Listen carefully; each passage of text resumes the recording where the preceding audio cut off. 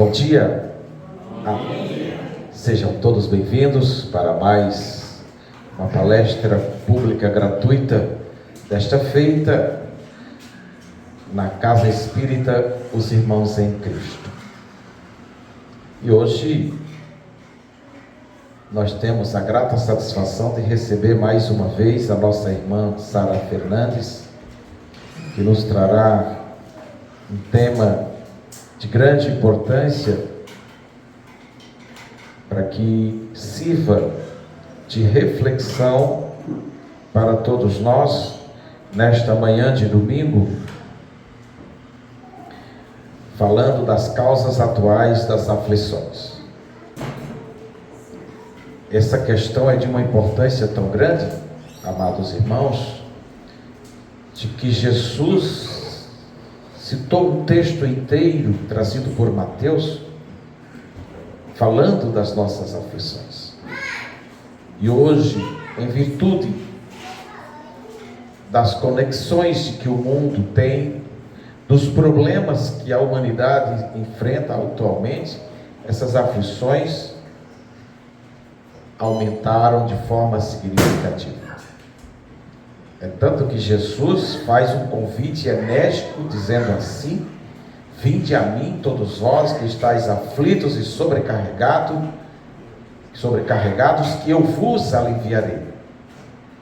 E vai em frente, né? Aprendei de mim, que sou brando e humilde de coração, e tereis o repouso das vossas almas, porque meu fardo é leve e suave é o meu jugo. Mas se lembra de um detalhe que eu falei. Ele disse que ameniza. Ele não diz que vai carregar o teu fardo, nem vai tirar a tua aflição. Ele vai amenizar. Porque o fardo é teu, não é de Jesus. Vamos pensar nisso. Tá? Então, chega de enrolada, vamos pedir. Deixa eu ver a quem. Não encontro ninguém disponível, então eu vou fazer a prece inicial para que a gente dê início aos trabalhos desta manhã de domingo, em que todos estamos prontos para ouvir a mensagem do Cristo. E vamos iniciar dizendo graças a Deus. Vamos agradecer a Ti, ó Jesus, por esse maravilhoso dia, poder servir mais uma vez em Tua seara de amor, de acolhimento, de caridade, de oração e de paz. Que o Teu mais puro amor, a Tua luz maior, possa envolver a cada um de nós, que ligados a Ti nos encontramos neste dia maravilhoso. Que as energias curadoras do Teu olhar possa, Jesus, amenizar a nossa dor, as nossas angústias, as nossas decepções, as nossas mágoas, os nossos sofrimentos. E uníssimos a Tu, Jesus, possamos de mãos dadas, logo em breve, temos a certeza de que não estamos, de que jamais estaremos sozinhos, e que a Tua companhia nos é agradável, nos é importante, nos é que temos de melhor nesta caminhada. Por isso, não nos abandona jamais. Graças a Deus. Feita a prece inicial, vamos pedir ao nosso irmão Vovô Chico para ler o minuto de sabedoria. Mas antes que ele faça isso, eu quero pedir licença a todos para que eu possa parabenizar a todos os papais que aqui se encontram e que estão a nos assistir, e de todo o Brasil e de todo o mundo. Dizer o quanto é maravilhoso ser pai. O papai de verdade é aquele que se apega às coisas boas, aos momentos maravilhosos. Jesus não nos ensinou a pegar as pedras do caminho. Jesus nos ensinou a transpor as pedras do caminho. Porque as pedras também fazem parte da nossa caminhada, são ensinamentos. Então, papais, amem seus filhos, abençoe-os e ande de mãos dadas, enquanto Jesus nos permite estar com nossos amados filhos. Agora sim, você. Minuto de sabedoria. Nossa mente é um aparelho de rádio que transmite nossos pensamentos e recebe os alheios, mas só receberemos os pensamentos que quisermos. Depende de nós fixarmos nossa mente em uma faixa elevada de vibração de bondade e amor, para que só sejamos atingidos por pensamentos idênticos. Desta maneira, nenhum pensamento de maldade e de enfermidade nos poderá atingir. Graças a Deus.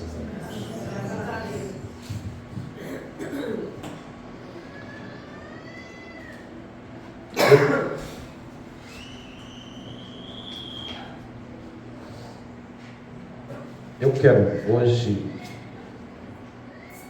nesse dia maravilhoso,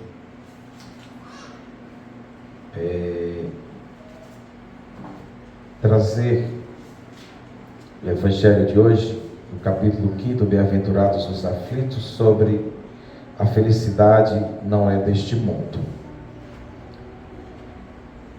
E vamos ver o que o nosso irmão traz.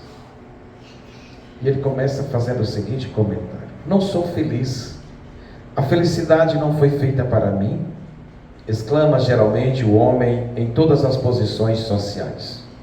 Isso, meus caros filhos, prova melhor do que todos os raciocínios possíveis a verdade desta máxima do Eclesiastes: a felicidade não é deste mundo. Com efeito, nem a fortuna, nem o poder, nem mesmo a juventude florescente são as condições essenciais da felicidade. Digo mais, nem mesmo a reunião dessas três condições tão desejadas, uma vez que se ouvem sem cessar, no meio das classes mais privilegiadas, pessoas de todas as idades se lamentarem amargamente da sua condição de ser.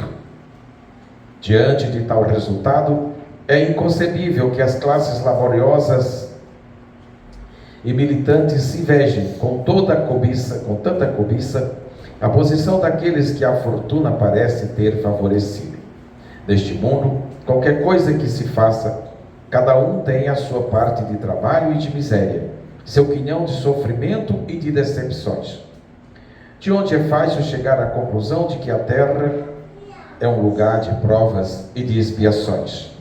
Assim, pois, aqueles que pregam ser a terra a única morada do homem e que só nela e numa só existência lhe é permitido atingir o mais alto grau das felicidades que a natureza comporta, iludem-se e enganam-se aqueles que os escutam, já que está demonstrado por uma experiência arquissecular que este globo não encerra, senão excepcionalmente, as condições necessárias à felicidade completa do indivíduo.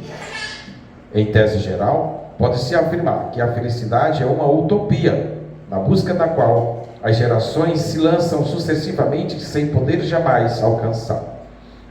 Porque se o homem sábio é uma raridade neste mundo, o homem absolutamente feliz nele se encontra menos.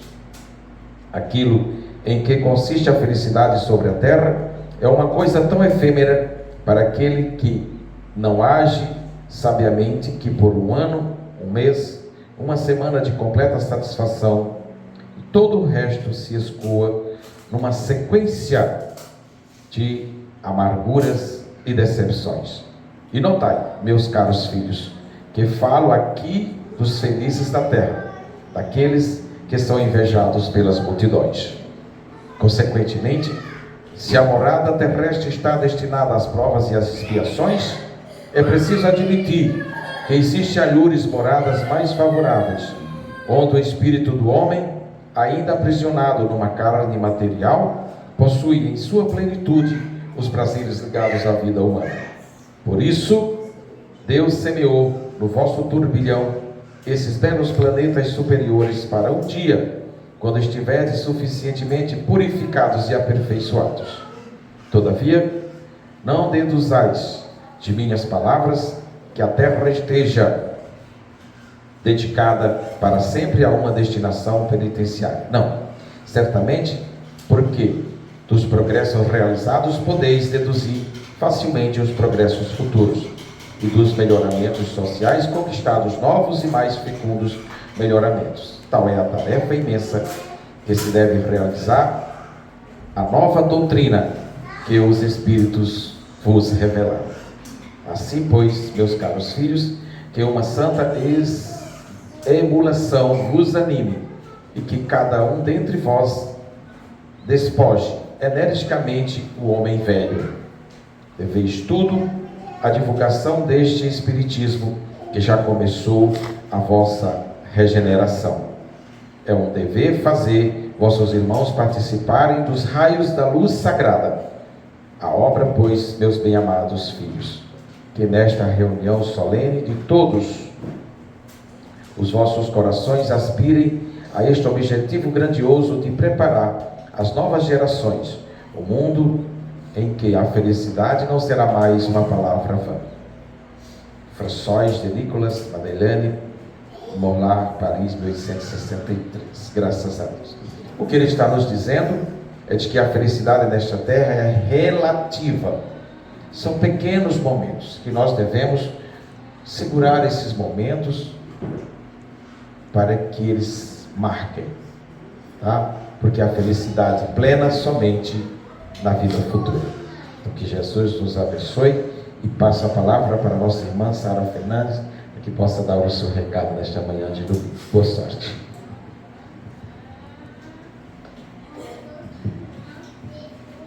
Bom dia a todos. A todas que se encontram aqui presencialmente na Casa Espírita Irmãos em Cristo, e para quem nos acompanha pelas redes sociais, nesse domingo belíssimo, no qual trataremos do tema as causas atuais das aflições.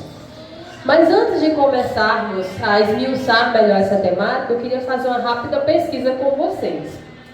Quem aqui já entrou em alguma loja, não importa qual, pode ser de móvel, de sapato, de roupa, para pagar um carnê e saiu com outro produto, saiu com outro carnê? Levanta a mão aí, por favor, quem já fez isso. Ou usando o método mais atual de pagamento, né? O cartão de crédito. Quem aqui pagou a fatura do cartão, já pensando no que ia utilizar o limite que foi liberado? Levanta a mão aí também. Bastante. Levantar as duas mãos.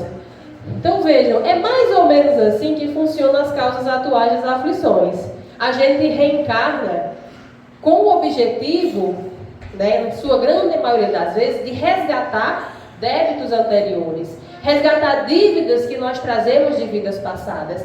Mas invariavelmente a gente acaba adquirindo novas dívidas, tal qual a velha história do carnê, né? A gente vai pagar uma parcela, sai com carnê novo, parece que não tem fim. Então geralmente acontece bastante isso. O intuito é quitar as dívidas, mas a gente insiste em ficar usando todo o limite do cartão assim que ele é liberado. Isso são as causas atuais das nossas aflições, e um exemplo bem cotidiano. No próprio Evangelho segundo o Espiritismo, nós temos a seguinte passagem: as vicissitudes da vida, ou seja, as dificuldades da nossa vida, têm duas fontes bem diferentes. Umas têm sua causa na vida presente, outras fora dessa vida. Ou seja, muitas das dificuldades que nós passamos realmente têm uma origem nas nossas vidas passadas. Porém, como o próprio Evangelho nos fala, grande parte dessas dificuldades nós vamos adquirindo na nossa própria vida presente, igual o exemplo do carnê. E a distinção é importante, isso também é salientado no Evangelho. Entender que nós passamos por dificuldades por causa dessas duas causas é extremamente importante. Nós precisamos entender que nós estamos quitando, ou deveríamos quitar débitos de vidas passadas, mas também nós acabamos, nesse percurso, adquirindo novos débitos. E é importante que a gente entenda isso. E por que essa distinção ela é tão importante? Porque é importante que a gente saiba dessas duas causas, principalmente para quem é espírita, que vocês logo vão saber por quê.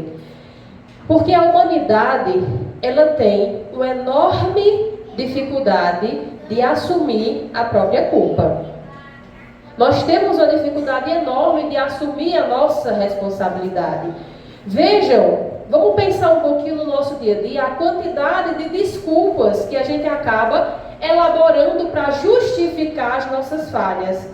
Dificilmente é culpa minha, é porque o transporte atrasou, é porque fulano, eu agredi Rita porque ela me ofendeu, mas realmente foi porque ela me ofendeu ou porque eu deixei ela me ofender. Nunca, dificilmente, a gente assume essa responsabilidade pelas nossas ações. O tempo inteiro nós estamos apontando outras pessoas ou outros fatores para justificar as nossas ações. É o tempo, é porque eu não tenho sorte, eu não passei para o concurso porque eu não tenho sorte, mas será que eu me dediquei o suficiente?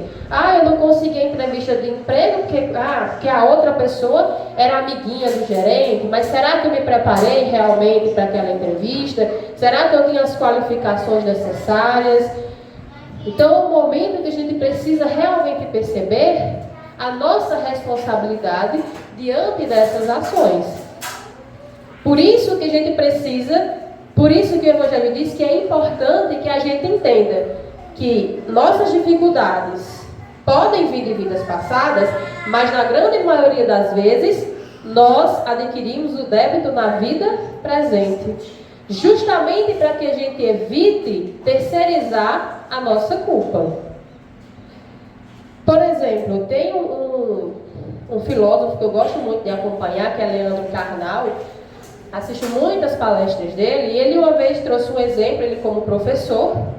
Um aluno chegou na sala de aula esbaforido dizendo: eu me atrasei, mas foi por causa do ônibus. E aí ele olha para o aluno e diz: não foi por causa do ônibus, foi por sua causa. Não, professor, mas eu estava no ponto de ônibus e ele atrasou. E aí Carnal olha e diz: não, mas não foi por causa do ônibus, você se atrasou por sua causa. E ficou nesse embate porque ele não entendia o que o professor estava comentando. Porque realmente o ônibus atrasou. Mas a gente sabe que na nossa vida nós passamos por diversos imprevistos. Então, se eu quero realmente evitar esse tipo de situação, se esse aluno quisesse evitar a possibilidade de chegar atrasado, ele teria saído mais cedo.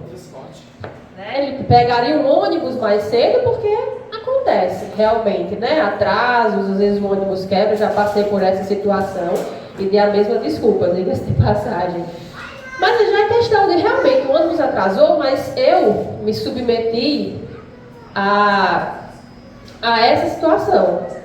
Então a culpa, por mais que o ônibus tenha se atrasado, o aluno não queria se responsabilizar nesse sentido. Então acontece muito isso, de terceirizar essas situações. A gente transfere muito a culpa o tempo inteiro. E para quem é espírita, a gente ainda tem uma terceirização de culpa a mais, que é a questão das vidas passadas. É muito comum ele dizer: nossa, mas eu estou passando por isso, com certeza eu joguei pedra na cruz em outra vida eu fiz muita coisa, por isso que eu estou sofrendo isso. Eu tenho muita dificuldade de relacionamento, provavelmente porque na vida passada eu era uma pessoa assim, muito complicada. Mas será que eu também não estou sendo complicada nessa vida? Será que eu estou propiciando que as pessoas se aproximem de mim? Será que é somente culpa da vida passada? Porque é muito fácil, dizer, na minha família, que geralmente nas famílias, a gente tem muitos problemas, de convivência. Sempre tem um serzinho ali para trabalhar a nossa compaixão, a nossa paciência. E é muito comum que diga, eu tenho muitos problemas com meu irmão, com meu sogro, com o cunhado, enfim. Com certeza, em vidas passadas, nós somos inimigos. Por isso que a gente vive em pé de guerra nessa vida. Ok. Provavelmente, isso pode ter acontecido. Né? A gente vem em núcleo familiar justamente para se resgatar. Então, muito provavelmente, em outras vidas aí, aconteceram muitas coisas para que a gente viesse resgatar nessa vida. Só que eu vou perpetuar essas aflições? Se em outras vidas eu fui inimiga de algum familiar meu, eu preciso continuar sendo nessa vida? Qual é o propósito? A gente não vem para se melhorar moralmente, para quitar justamente esses débitos? Quando eu simplesmente terceirizo essa culpa, em outra vida a gente foi inimigo, por isso que a gente vive brigando. De repente a gente vive brigando, não porque a gente foi inimigo, mas porque nós não estamos nos dando uma chance de melhorar essa relação. O que eu estou fazendo para evitar essas aflições no convívio familiar? Então é importante que a gente não terceirize essa culpa, que a gente assuma, ok, provavelmente em outra vida a gente deve ter se matado, brigado, se prejudicado, mas o que eu vou fazer para que nessa vida eu evite essas aflições? O que eu posso fazer, mesmo que a outra pessoa seja muito irredutível, seja difícil, o que eu, no meu papel de cristão, no meu papel de pessoa que quer buscar a evolução moral, posso fazer para que isso diminua? A não ser que eu queira vir outras reencarnações brigando com esse familiar. Então, precisamos ter esse cuidado, para que a gente não terceirize a nossa culpa. O que eu posso fazer para evitar essas aflições? É certo que há aflições que fogem do nosso controle, determinadas doenças as quais nós temos que passar, dificuldades financeiras realmente que precisam ser enfrentadas nessa vida, em débitos de vidas passadas. Mas muitas das aflições eu posso evitar, porque elas têm a sua causa no momento presente. Eu acabei de usar o exemplo de saúde. Há muitas e muitas situações de saúde que nos causam a aflição, cuja origem é nessa vida. Eu vou dar um exemplo bem pessoal. 2 anos atrás, eu fiz todo um check-up das taxas de vitaminas e triglicerídeos, todos esses negócios, e apareceu que elas estavam muito desreguladas. Minhas vitaminas estavam baixíssimas. O que devia estar alto, estava baixo. E o que devia estar baixo, que é glicemia, colesterol, estava tudo alto. Então estava tudo ao contrário. Passei no médico, a gente traçou um plano para suplementar, para melhorar essa situação.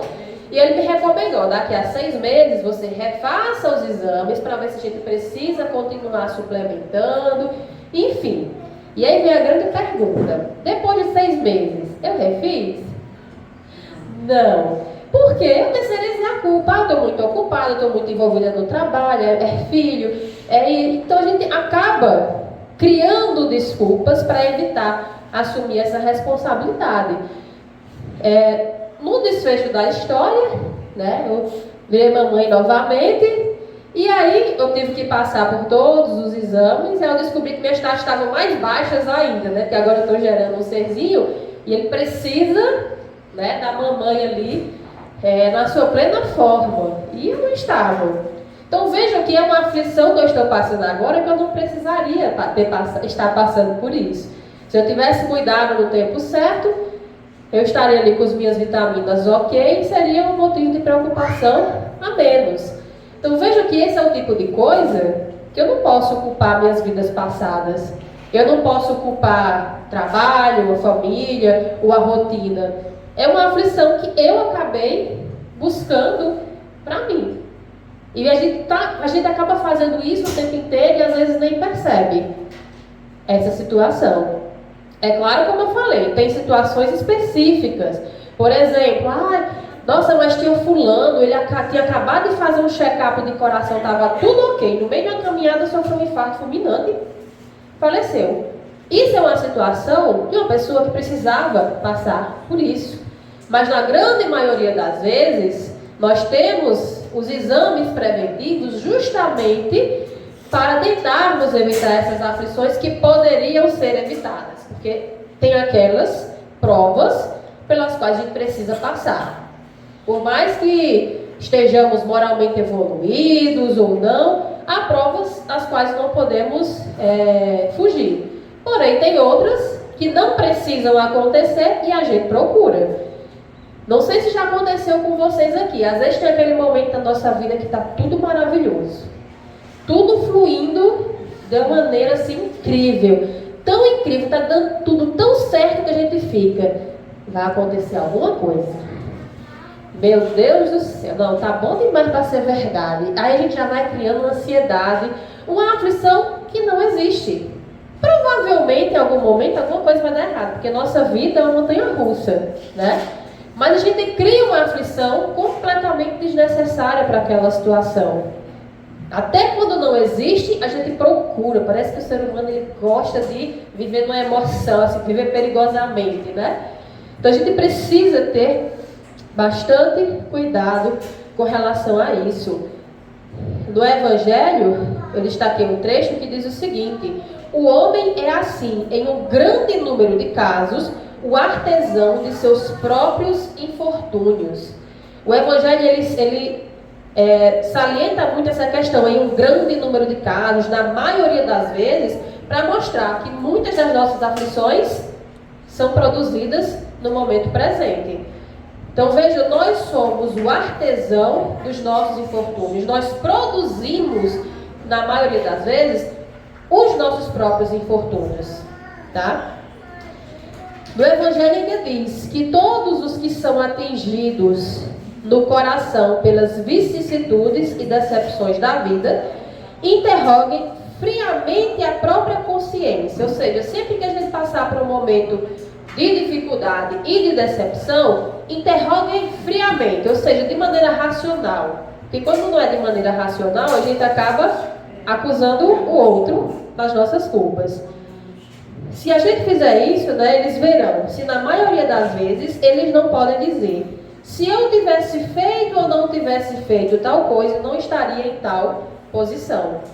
Quando a gente passa por determinadas decepções ou dificuldades, se a gente realmente parar para pensar, olha, se eu tivesse agido de tal forma, ou não tivesse feito isso, eu não estaria passando por essa aflição. É o exemplo das minhas vitaminas, né? Se eu tivesse ali acompanhado de uma maneira mais uniforme, de repente eu não precisaria estar passando por isso agora, essa preocupação, né? Se eu tivesse buscado um relacionamento melhor ali com o meu familiar, a gente não estaria agora nessa briga na família, nessa polarização. É claro que a gente não pode cair na reclamação constante, mas é importante que a gente pense, que a gente entenda que muitos dos nossos problemas têm essa origem.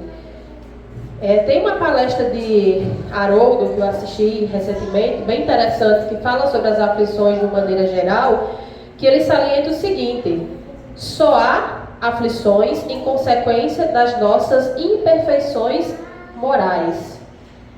Se a gente parar para pensar, todas as nossas aflições cotidianas, ela tem origem na nossa imperfeição moral. Nós somos seres imperfeitos, egoístas, invejosos, coléricos, e isso gera diversas aflições na nossa vida.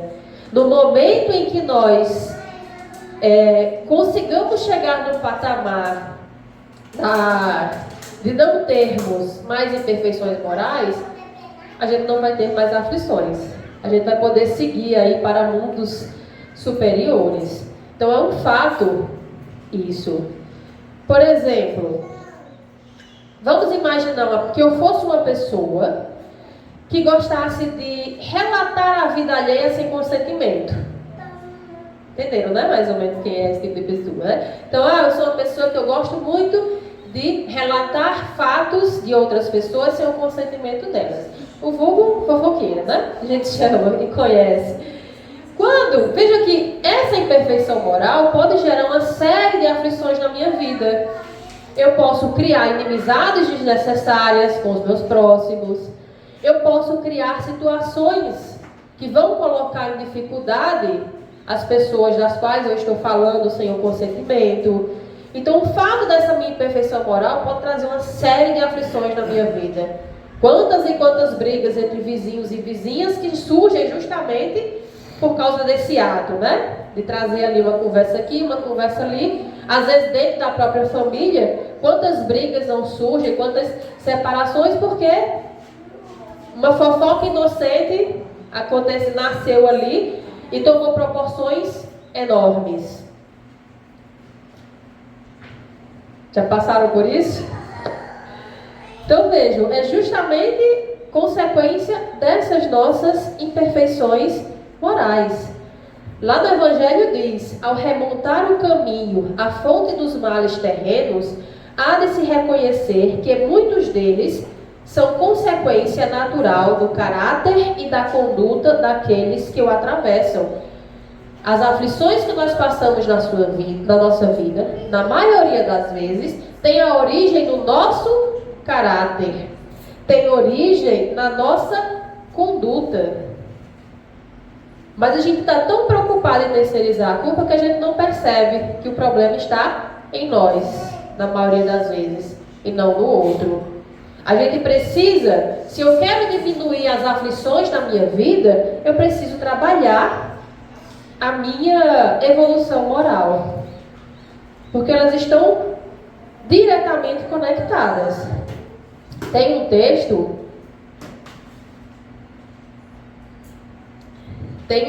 de Emmanuel, psicografado por Chico Xavier, na Religião dos Espíritos, no capítulo 10, em que ele vai trabalhar de forma bem detalhada essa relação.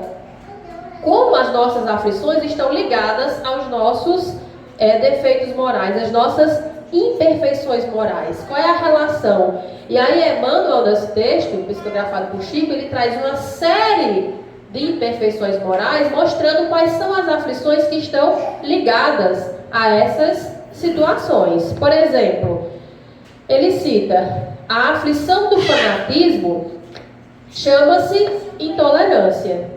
Então, uma pessoa cuja imperfeição moral é o fanatismo, e aí pode ser voltado para a religião, para a política, para futebol, né, que a maioria das vezes está conectada a essas situações. Isso traz a aflição da intolerância. Uma pessoa que é fanática por determinado tema, dificilmente ela vai conseguir aceitar quem é diferente, quem pensa diferente. Ela vai trazer uma série de conflitos dentro ali do seu círculo social por causa desse fanatismo.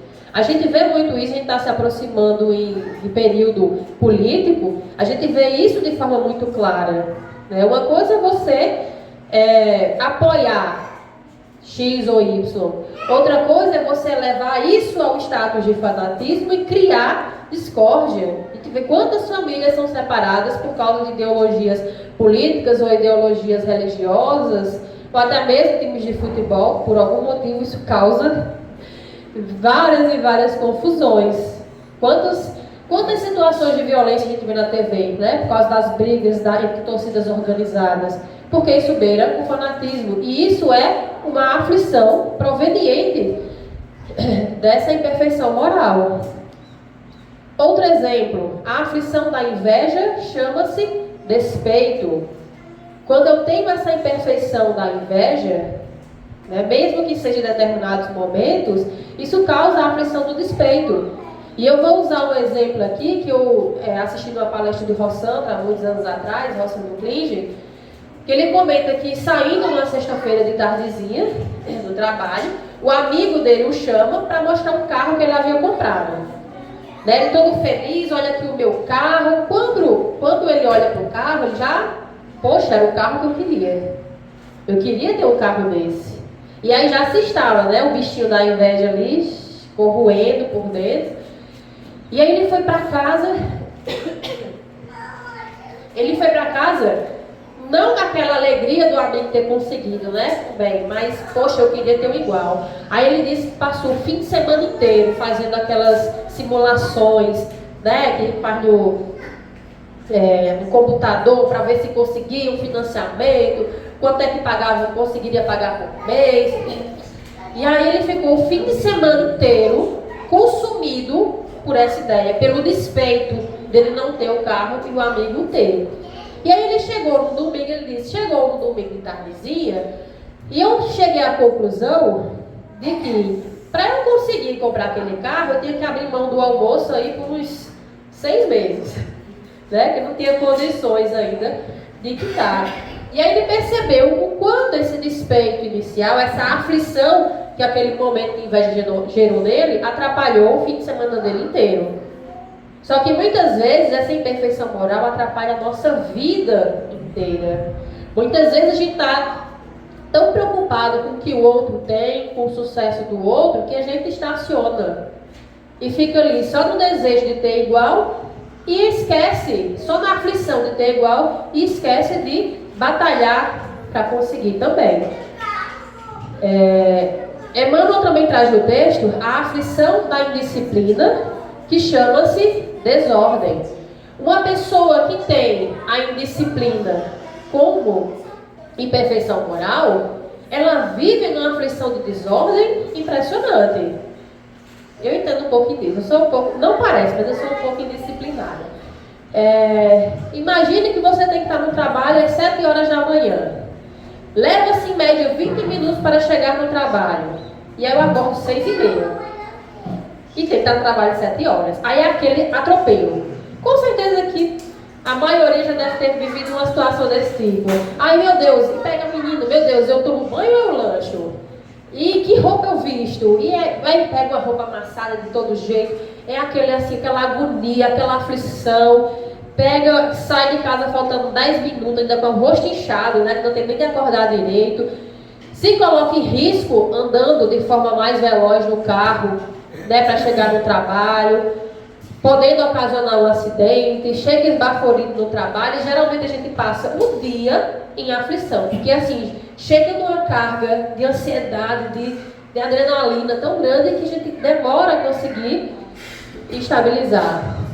Então a pessoa indisciplinada sofre muito com a aflição da desordem. A gente não consegue coordenar nosso dia. Porque veja que maravilhoso, você acorda mais cedo, 5h30, 6 horas, toma o seu café da manhã de forma tranquila, se organiza, sabe onde está a chave, né? Porque não deixa em todo lugar. Sai, chega no trabalho ou na escola ali, tranquila. O dia é completamente diferente. E eu digo isso porque eu oscilo muito entre essas duas situações, né? De desordem e de organização. Então, quem é indisciplinado sente muito a pressão da desordem. As mulheres aqui, usando um exemplo mais cotidiano ainda, né? Em casa, a gente tem o famoso parte do armário que é só para as bacias plásticas. Lá em casa a gente não consegue, a gente é muito disciplinado nisso. Aí na hora, vamos guardar o que sobrou do jantar? Meu Deus, pega a bacia, é grande demais, é pequena, cadê a tampa? E é uma confusão que ninguém se acha. E até isso, mesmo na pequena coisa, já causa uma aflição. Aí a mulher briga com o marido, porque não guardou, quando guardou a louça não colocou da forma correta, e fica aquela confusão. E aí, uma pequena situação do dia a dia gera uma aflição desnecessária. Emmanuel ainda traz, a aflição da indiferença chama-se desânimo. Quando nós somos indiferentes a qualquer coisa, quando a gente não nos importamos com nada nem com ninguém, isso gera uma carga de tédio e de desânimo que é preocupante e pode desencadear aí, né, uma depressão, por exemplo.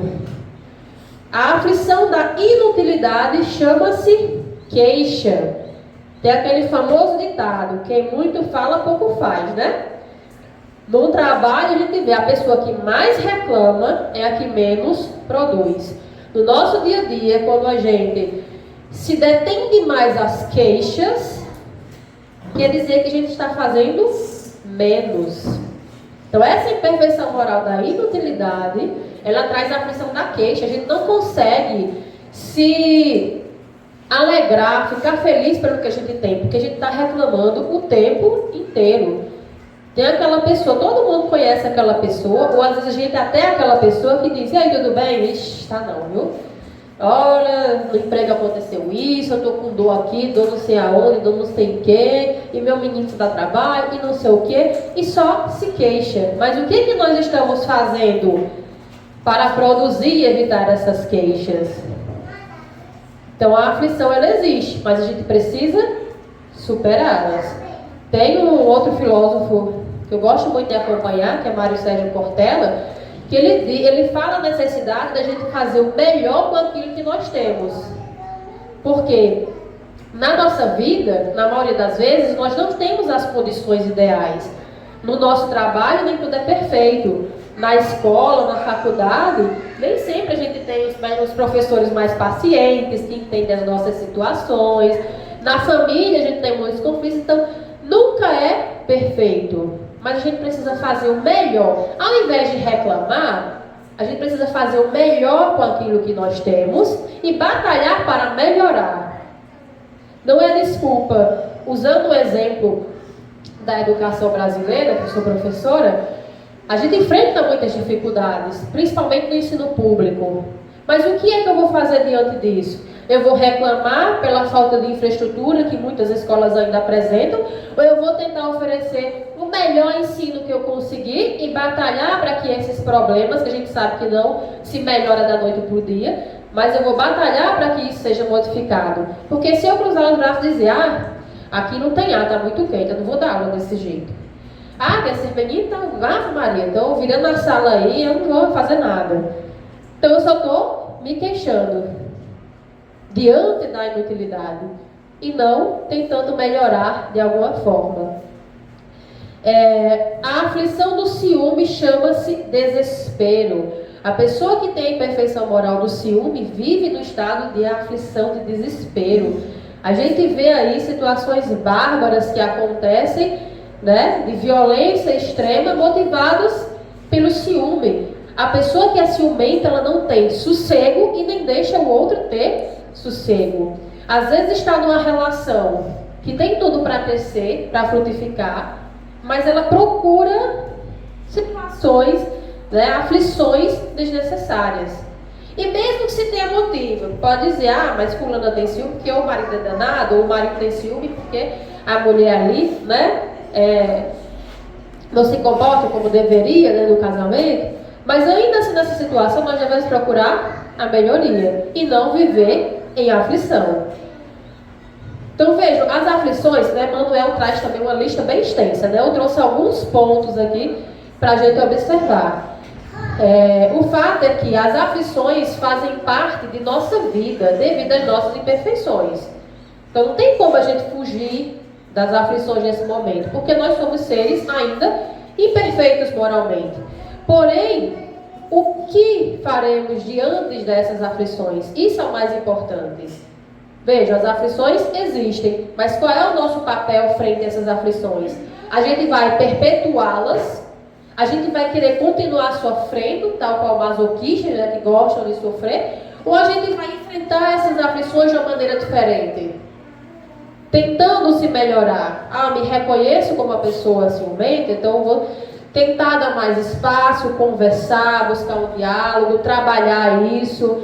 Se eu sou uma pessoa muito indisciplinada, eu vou instituir uma rotina no meu dia a dia que facilite, que eu evite ter tantas aflições relacionadas à desordem. Então o foco principal é como podemos melhorar. Porque tal qual como as provas da nossa vida, as aflições, elas são a constante.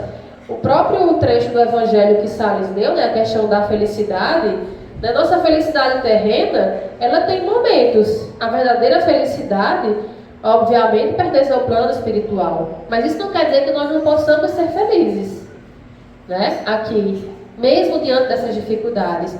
Vai depender de como nós agimos diante de tudo isso, diante das nossas provas, tá?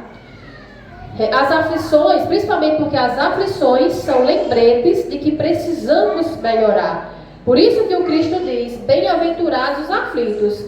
Não é porque eu só melhoro se eu passar por dores, Mas é porque se eu passo por aflições e eu tento melhorar, eu serei bem-aventurada. Emmanuel diz, nesse texto, né? Os corações unidos ao sumo bem, contudo, sabem que suportar as aflições menores da estrada é evitar as aflições maiores da vida. Suportar essas pequenas aflições que nós vivemos no dia a dia, né, evitam as aflições maiores da vida. E por isso, apenas eles, anônimos heróis da luta cotidiana, conseguem receber e acumular em si mesmos os talentos de amor e paz reservados por Jesus aos sofredores da terra, quando pronunciou no monte a divina promessa: bem-aventurados os aflitos. Nós somos bem-aventurados até nos nossos momentos de aflição, porque eles são o puxãozinho de orelha para mostrar onde a gente precisa melhorar. E claro que Deus não nos desampara em nenhum momento, porque mesmo que nós sejamos os artesãos das nossas aflições, Deus provê pessoas ao nosso redor que seguram a nossa mão nos momentos de aflição. E uma dessas figuras que nos ajudam bastante nesses momentos da nossa vida são os nossos papais, né? Cujo dia deles é comemorado hoje. Os papais de uma maneira geral. Eu vou estender as figuras paternas, né? Os pais biológicos, aos pais de coração, aos padrastos, as mamães solos que estão ali no papel de mãe e pai, assim como nós temos pais solos, né? Que são mãe e pai também. E aquelas pessoas da família, às vezes um tio, um primo, um padrinho, que exercem também esse papel de figura paterna. Essas pessoas são extremamente importantes na nossa vida porque elas seguram nossas mãos nesses momentos de aflição.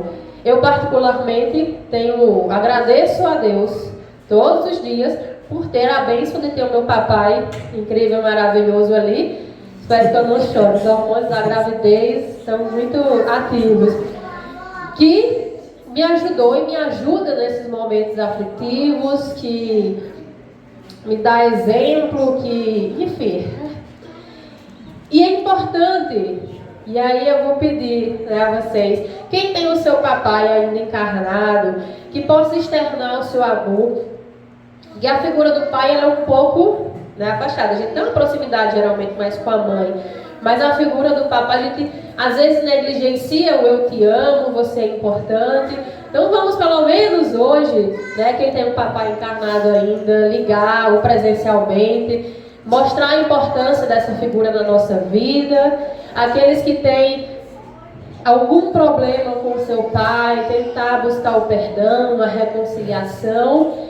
E para aqueles cujos papais já estão no plano espiritual, uma prece bem bonita de coração, e com certeza ele vai sentir o nosso amor e a nossa alegria por ter feito parte da nossa história.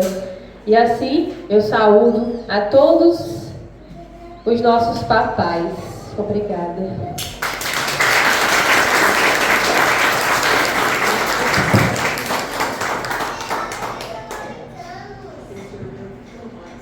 Assim nós agradecemos a nossa irmã Sara Fernandes pela explanação, pelo tema salutar que nos trouxe, que tocou profundamente nossas feridas. Mas, como eu disse no início, é aprendizado e faz parte para a nossa reflexão diária, cotidiana, para que possamos, sim, a cada dia nos tornarmos seres melhores. Tá bom? Eu sei que o tempo está se estendendo, mas eu quero solicitar a todos os presentes que possamos cantar os parabéns para os papais que se encontram desencarnados, que se encontram encarnados, que nos ouvem em todo o Brasil. Vamos cantar os parabéns de pé para os papais, eles são merecedores.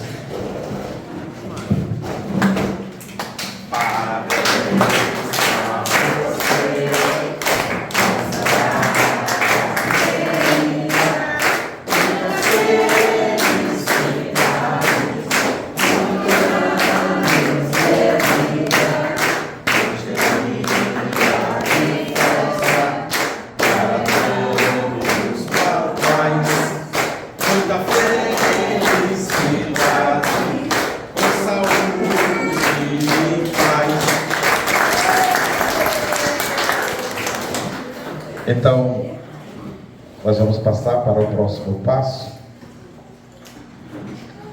para que nós possamos iniciar o passe magnético. E temos ao nosso vovô citado, né? Nosso irmão Chico Martins, que profira a prece final em nome de todos nós, e rogando a Deus que o dia do papai não seja apenas hoje, mas todos os dias da nossa caminhada, com muita sabedoria, com muita paciência, paz e luz.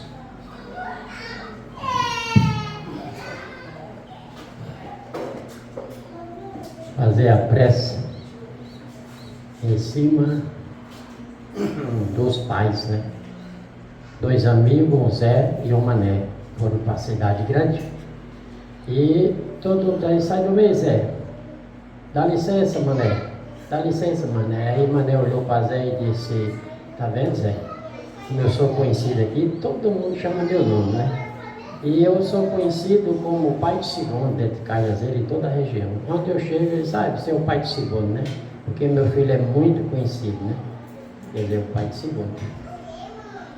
E nós temos como pai Jesus de Nazaré, nosso irmão maior, e temos o Pai Deus, Criador de todos nós, somos irmãos, e nos damos a mão em oração, pedindo por todos grandeza, pela paz interior, e possamos resgatar em nós a bondade da família, dos filhos, das mães, de todo um complexo familiar terráqueo, que fazemos parte de uma grande família espiritual, como Jesus nos pergunta: quem é meu pai, minha mãe, são meus irmãos. Só isso, recebemos essa grande bênção nesse dia de hoje. Graças a Deus. Vamos para o passe.